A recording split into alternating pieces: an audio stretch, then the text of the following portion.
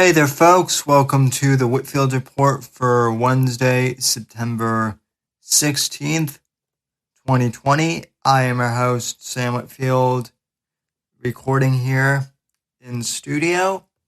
And I want to thank you for joining me here today in the past, present, future hour, whenever you're listening to this. And, I know I've been putting out podcasts pretty heavy this week. We had the regular Saturday show on Saturday, and then on Tuesday, yesterday, I released a bonus episode for you guys, that was a live stream on Sunday that I did, and I released it as a podcast episode yesterday. But today I'm back for our usual Wednesday / Thursday show. And I'm going to try and cover a couple of topics, but today's main topic is one that I've actually gotten a lot of requests for in the past 24 hours. So I just figured I would address this topic to begin with. So as you guys can probably surmise from the title of the episode, I'm going to be making a case for why Joe Rogan should moderate one of the presidential debates. Now, for those of you who don't know, Joe Rogan was on Tim Kennedy's podcast. Tim Kennedy is an MMA, and I think he was in the military as well, but he's very popular kind of in the podcast sphere. I'm not subscribed to him personally, but I know a lot of people that are. I'll probably check out his podcast at some point. I just haven't gotten around to it.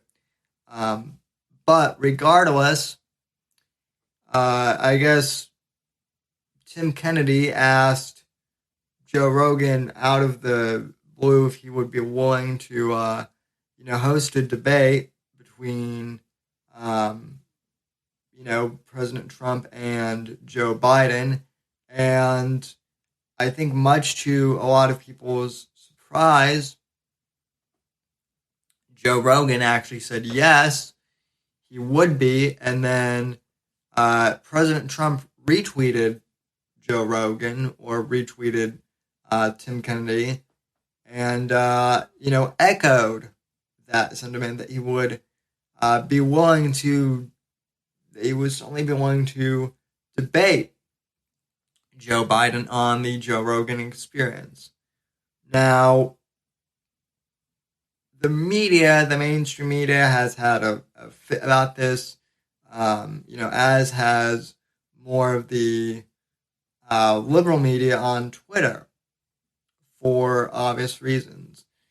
And one of the funnier things that I've seen on Twitter in regards to this, and this is kind of what I want to get into right away, there are a couple criticisms of Joe Rogan potentially hosting a presidential debate, but the biggest one that I've seen, the most consistent criticism that I've seen from the Twitter sphere, is that, quote, Joe Rogan said he would vote for Trump over Biden already.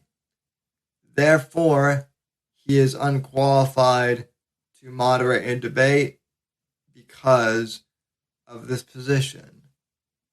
End quote. Right?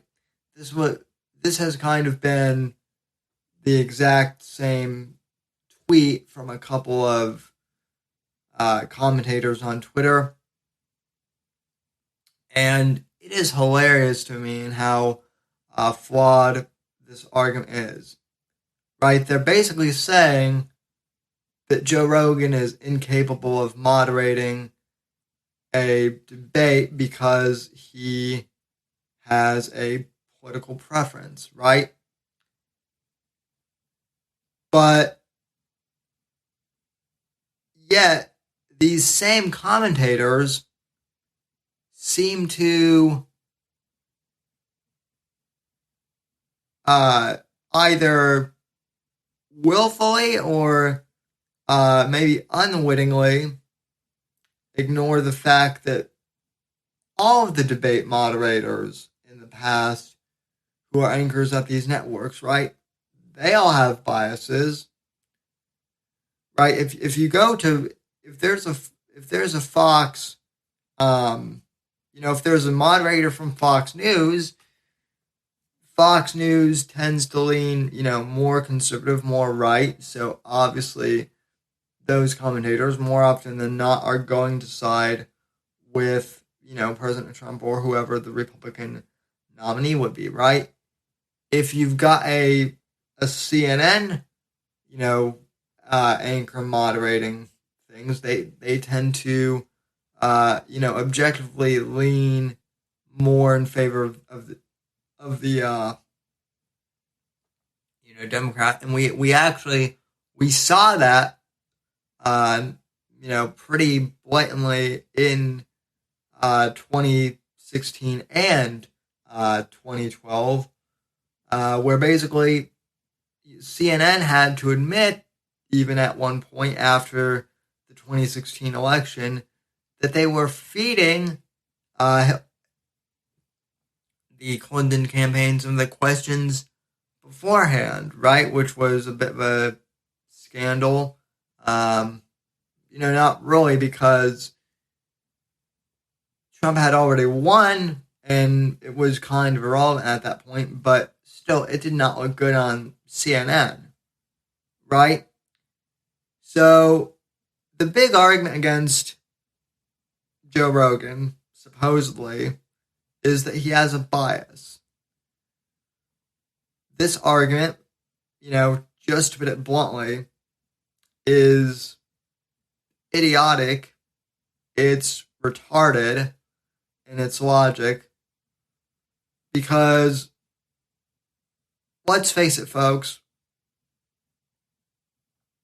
if you're a human being, and unless you have, unless you're like a very small child or a toddler, and, hell, even, I'm not even sure this even applies to toddlers. If you are a human being beyond infancy, human beings develop biases over time, and they develop opinions over time. That's how humans work, right? We develop, different tastes and preferences, and everything ranging from what, our favorite foods are, what, what we like, our favorite types of people, et cetera, down to more of, nuanced, decisions. People make biased choices every day, right? From what, clothes they wear to what food they eat. And, on a broader scale, what type of computer, they use, where they go to school, et cetera, et cetera. We make biased decisions all the time, right? That's my overarching point. And this whole notion that media should be unbiased, I get what people are saying with that, but it's nearly impossible.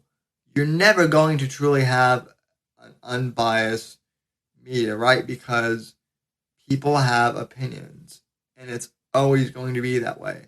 I think what more people want is for the media just to be honest in their bias, right?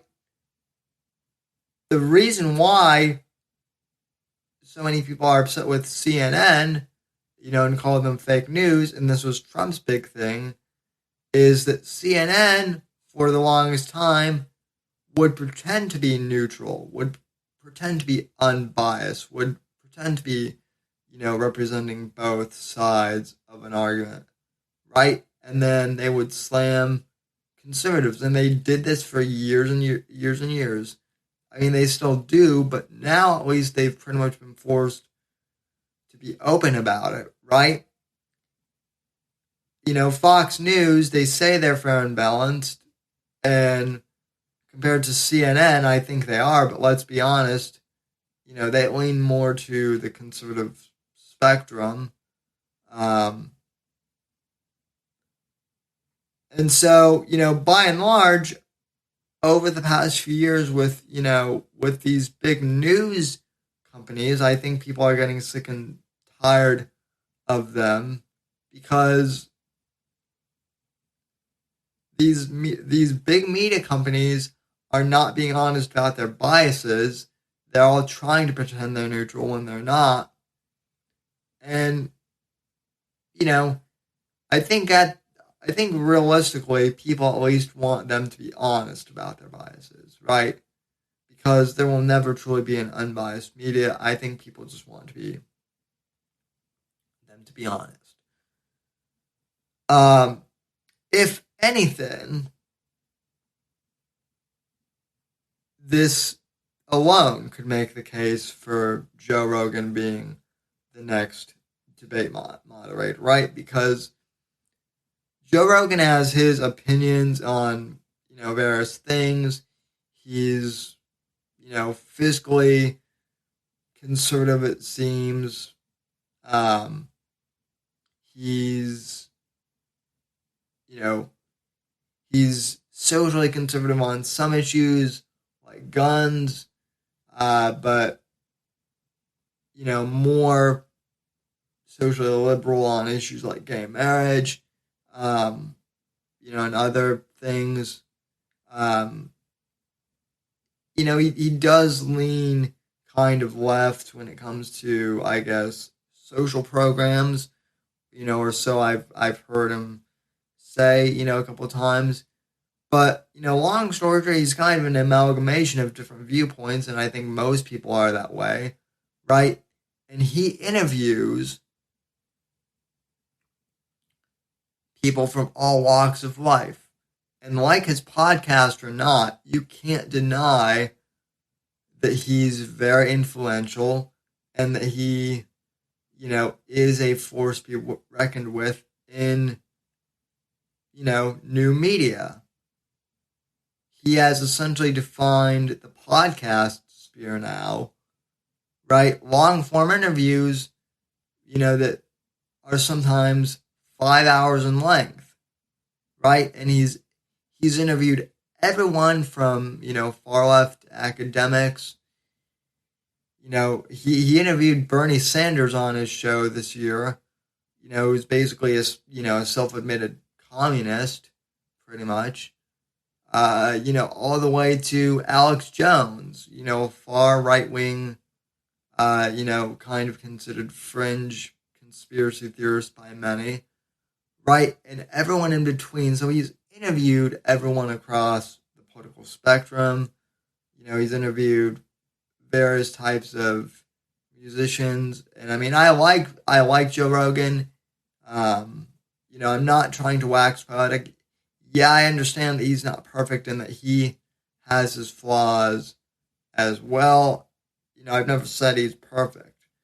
But by and large, Joe Rogan, I think, is the most unbiased voice out there, in the media, at least in how he presents his show, right? And he allows, because his show is long form, it allows people to have a conversation and really dive deep into, a topic or several topics. And this is another thing that is important in 2020, right? Because I hate to say it, folks, but the debate format itself in 2020 is we've proven that it can be an effective it can be effective in terms of like spitting, straight facts and whatnot. But, rarely do these, um, you know, formal style podium debate, rarely find do they actually change people's opinion in the real world. I took debate for uh,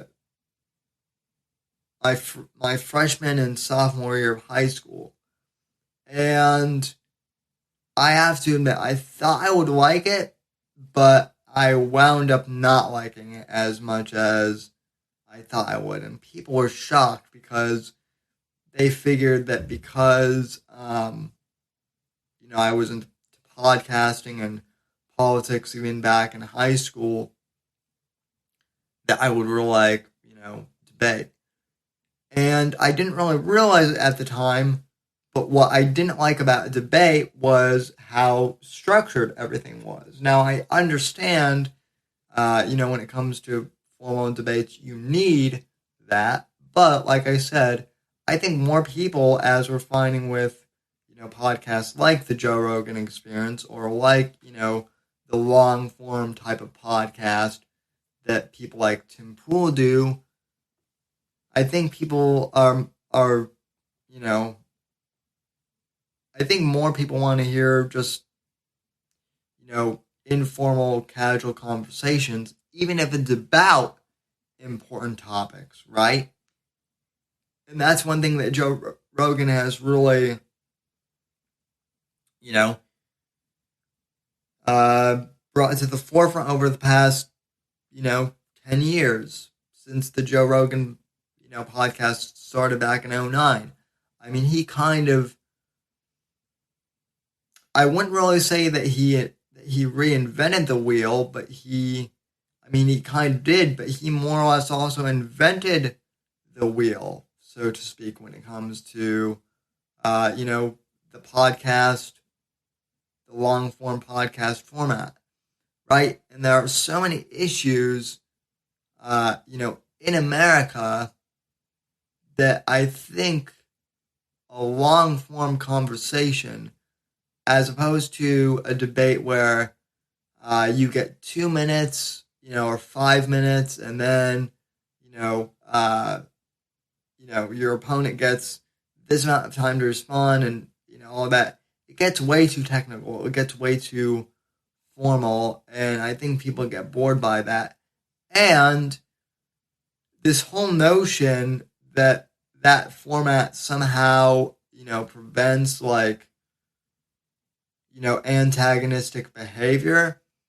If anything, I think it encourages it, right? Because people are trying, to cut each other off, or they're trying to, wedge in a good soundbite there, within the 2 minutes for, the media to use. And part of it too is that debate format, as we've seen, a lot of that is also due to the time constraints, because guess what? In between debate rounds,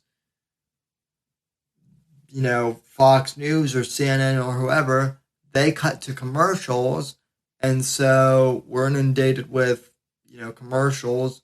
And yeah, that may give the candidates a bit of a break, but, those commercials aren't there for the candidates. They're there for, the news channels that are making money off of the debate. And, I'm a capitalist, so I don't have, anything against advertising or anything like that. But the way a lot of casters do advertising, the way I do my ads for this show is I play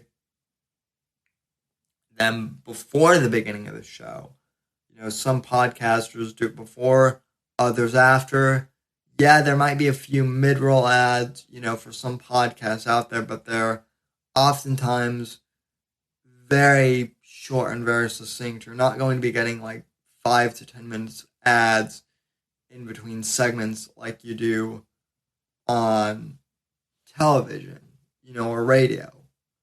And I think that, kind of continuous flow in a debate would, serve the country really well, because instead of having to wedge in, a point there or a point there, the candidates can get really nuanced. And also, for those who are worried that Joe Rogan won't be a good host because, they're afraid that he's biased towards Trump or whatever. Here's the thing about Donald Trump, and I've said this before, and a lot of people have pointed it out now, but Joe Rogan, I said Joe Rogan, but Donald Trump, like Joe Rogan, is almost a stand-up comedian in the sense that, right, Donald Trump, when you go to a Trump rally, or even during the 2016 debates, right, whether it be the Republican primary or the presidential debates themselves, Trump is someone who, like him or not, he is a showman. And he is a master showman at that. He knows how to work a crowd. And as Joe Rogan pointed out a few years ago during the 2016 election, and I remember hearing this before I was even on the Trump train, but the one thing that Rogan said, which stuck out to me, is he said this was during the Republican primary. He said, don't discount Donald Trump, because Trump is like a comedian. He knows how to work the crowd and, get people entertained and get people energized and, enjoying what he has to say like a comedian. Yeah, he has the energy. Right? And sure enough, Rogan was right. And then a couple other people started saying the same thing, including me. So the reason I bring that up is because during the debates, most of these moderators, when Trump goes into that mode, they have no idea what to do, because these people are in the news commentary business. They're not in the pop culture business. They don't know how to, deal with, comedians or showmen, because they're not necessarily used to that format. And yes, if you really want to get technical, I suppose you could say that, even cable news is show business. If you want to get really, if you want to get really nuanced about it, yeah, I guess, but, generally speaking, news, quote unquote, is not the same thing as, showmanship, right? Or, as theater. And Trump is certainly theatrical, right? So that would be good, because I feel like Rogan could actually, do a good job of, keeping Trump in check. Because they both have that, kind of comedian mindset, right? Rogan could read Trump, and Trump could read Rogan, and maybe Rogan could keep Trump on track a bit more. So that is a potential bonus if if Rogan were to host the debate, right? Now, will this happen? I'd like it to, for the reasons I mentioned in the first, 24, 25 minutes of this podcast. But let's be honest here, folks. I don't think it's going to happen. For one simple reason, and that's that the media, the corporate media on both sides, Fox News and CNN, the corporate media, the establishment, as Michael Mellis likes to call it, the corporate media is not going to let Joe Rogan or any long form,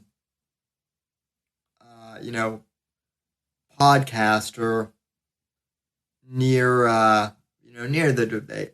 A lot of them, even though they have podcasts, like for their networks, a lot of these news establishments, so to speak, make no mistakes, even though they have podcasts, they don't really get the podcast format. A lot of them still, are kind of thumbing their nose at the format. And the only reason that they're kind of in the business of podcasting now is because millennials, people my age and younger, are listening to, a lot more podcasts. And so now these, news networks are kind of forced to go into that medium, because of my demographic. But trust me, they don't like it.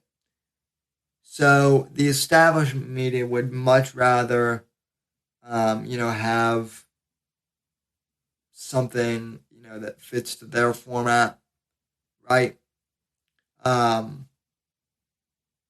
Because there's money to be made in those debates for them, regardless of, who wins, right? The media, the mainstream media is just as big of a swamp as politics is, right? And it does exist on both sides, but I will say there is more of a deep state element to the left wing media establishment like CNN and MSNBC and NBC, CBS, ABC, right? Fox News is really kind of the only conservative media outlet out there, any major statute. The Wall Street Journal may be a competent second, but by and large, Fox News is really all the conservative side has, right? But even they're not perfect, right? So I think, like I said, I think if you want a truly unbiased debate, as unbiased and neutral as you're going to get, for a moderator, Joe Rogan, because he has had such a diverse, number of people on his show from all different backgrounds, I think he would be the best host to do it. And I seriously hope that, both of the campaigns actually seriously consider it as, maybe a thing, but I don't think they will.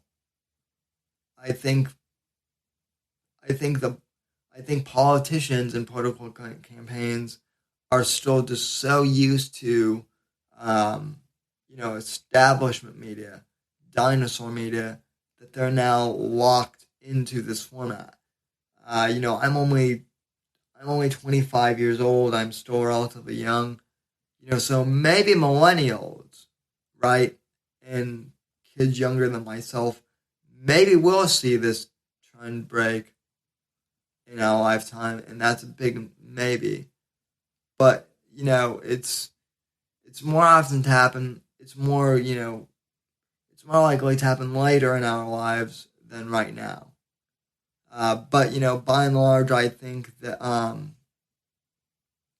that will be the way that the debate goes. I think it will still be on the major networks.